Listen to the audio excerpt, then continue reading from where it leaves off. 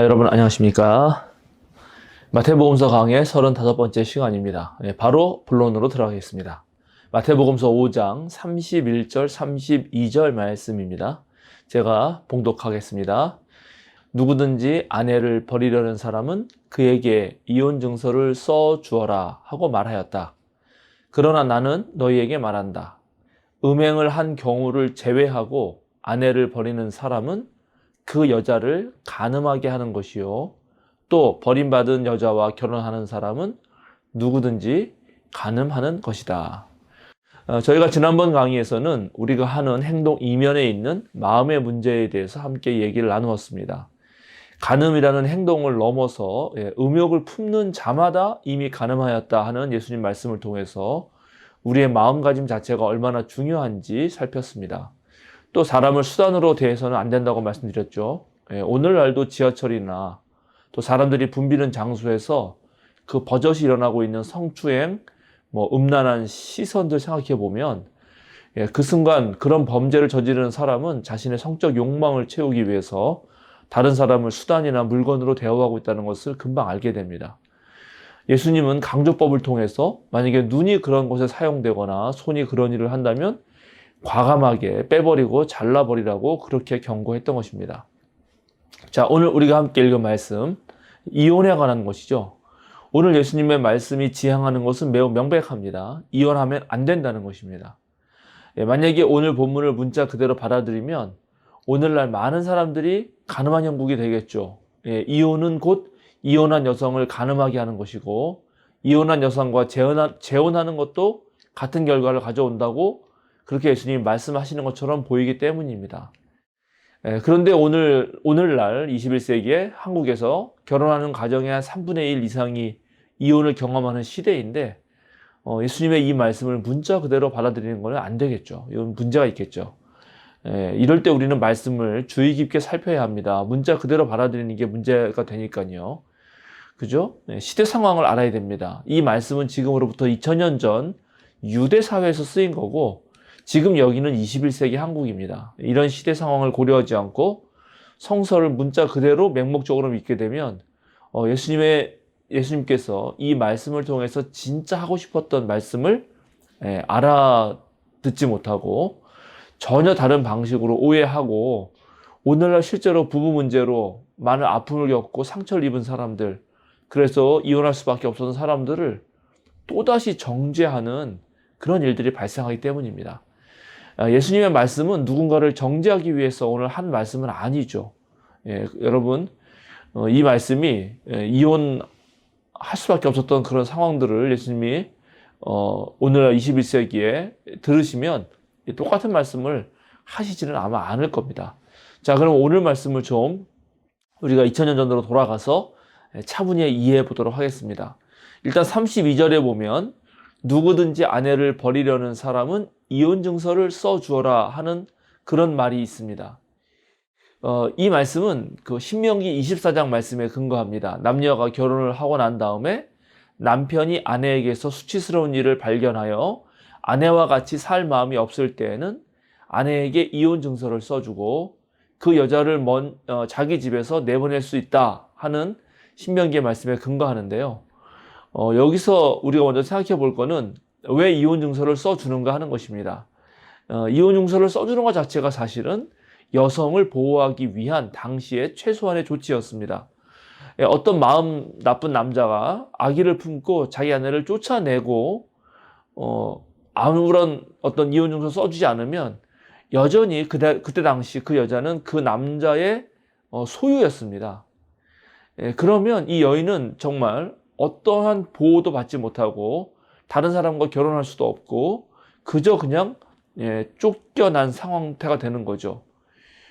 이혼 증서도 주지 않고 내쳐진 여성이 다른 남성과 또 결혼할 수 없었기 때문에 이 여성이 마땅한 생업을 얻을 수 없다면 거의 사는 것 자체가 힘들고 그래서 먹고 살기 위해서 매춘 업에 종사할 수밖에 없는 그런 아주 비참한 형국에 이르게 됩니다.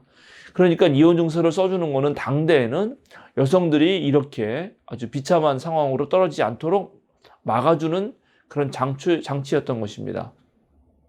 이혼 증서가 있다면 그 여성은 다른 남성과 혼인할 수 있었고, 또 그렇게 되면 고대 사회에서 또 결혼이 뭐랄까요, 생존에 무척 중요한 사회였는데 여성은 생존을 유지할 수 있었죠. 이거는 이제 미슈나라고 하는 구약성서 율법을 해설한 해설서가 있는데, 그 미슈나의 이혼장 규정에 나오는 그런 이야기들입니다. 원래 법이라고 하는 것은 시대의 산물이고, 가부장적 사회에서 약자였던 여성은 생존을 보존하기 위해서 또 그분의 어떤 인권을 보호하기 위한 법이 이 이혼 증서를 써주는 그런 법이었던 것입니다. 그런데 이게 이제 이런 법이 만들어지면 또 이것이 남용되는 사례가 발생합니다. 특별히 남편이 아내에게서 수치스러운 일을 발견해서 아내와 같이 살 마음이 없을 때라는 구절이 정말 그렇죠. 이 구절은 정말 코에 걸면 코걸이, 귀에 걸면 귀걸이식으로 해석됩니다.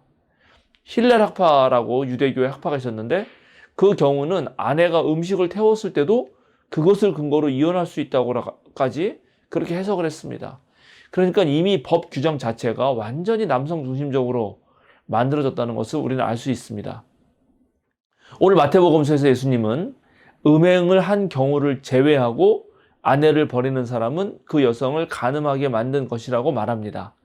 즉, 아내가 다른 남성과 음행을 저지른 경우를 제외하고는 그 어떤 경우에도 이혼할 수 없다라고 예수님 말씀하신 거죠. 그리고 지금 이 명령은 여성에게 내리는 게 아니라 남성에게 하고 있는 명령입니다. 왜냐하면 실제로 당시에 이혼할 수 있는 권리, 즉 이혼 증서를 써줄 수 있는 권리도 남성만 있었기 때문입니다.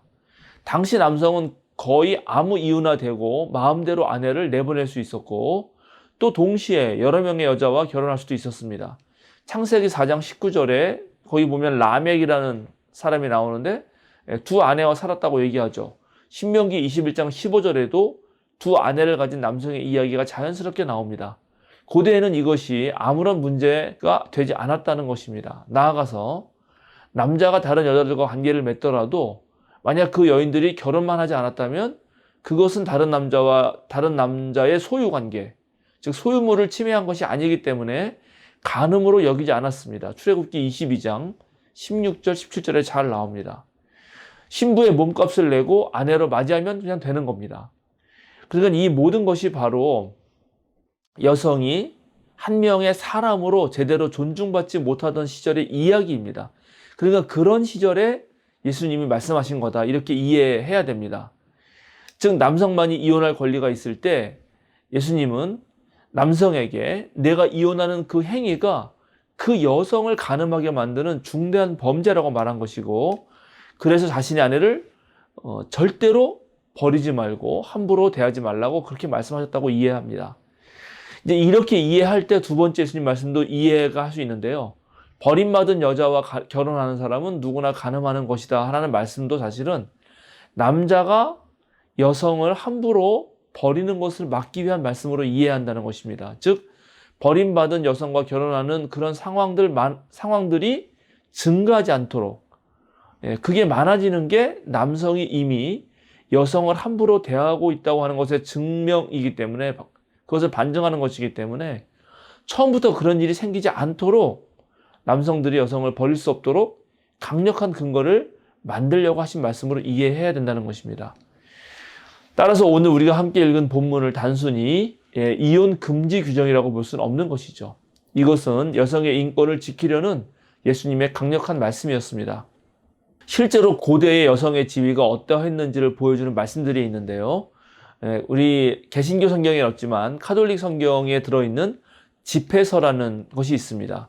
거기에는 이런 구절이 등장합니다. 집회서 25장 13절에서 26절인데요. 제가 한번 읽어보겠습니다.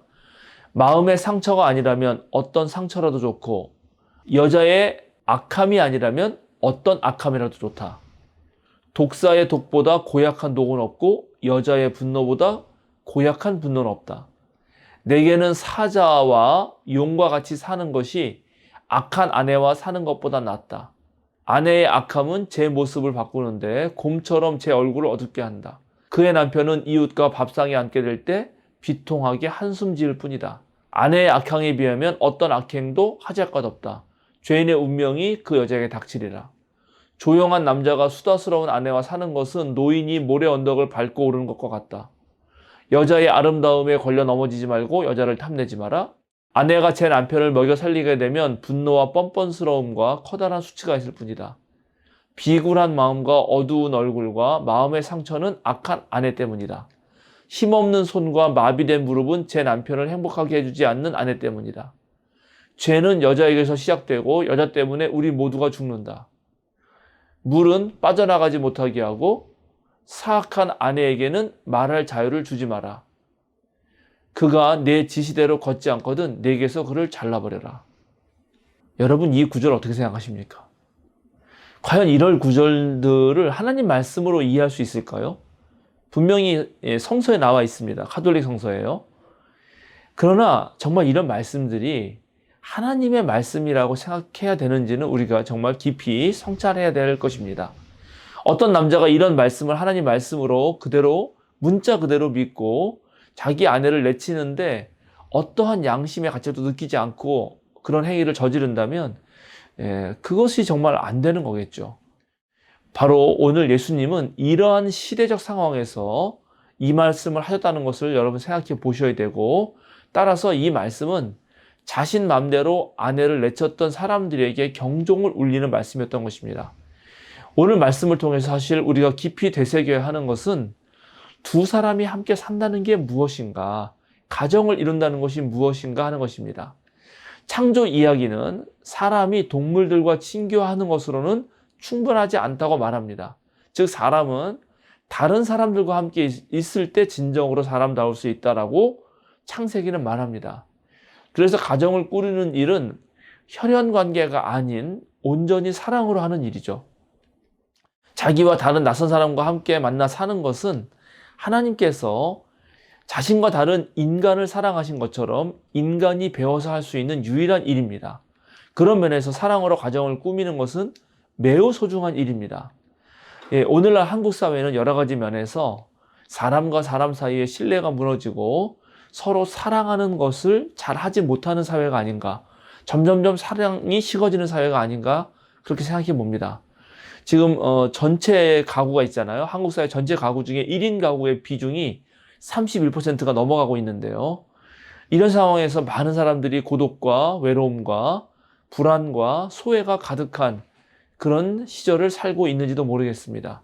꼭 결혼은 아닐 수 있겠지만 함께 삶을 나누고 어려움을 함께 지고 논의할 수 있는 그런 친구와 동료와 또 선배와 후배들, 그렇게 사람 관계들을 가져가는 것이 얼마나 중요한가 생각해 보면서 오늘날 시대에 정말 부부관계부터 시작해서 사람 사이의 관계를 어떻게 맺는 것이 좋을지 오늘 예수님의 말씀을 근거로 한번 생각해 보면 좋겠다고 생각합니다.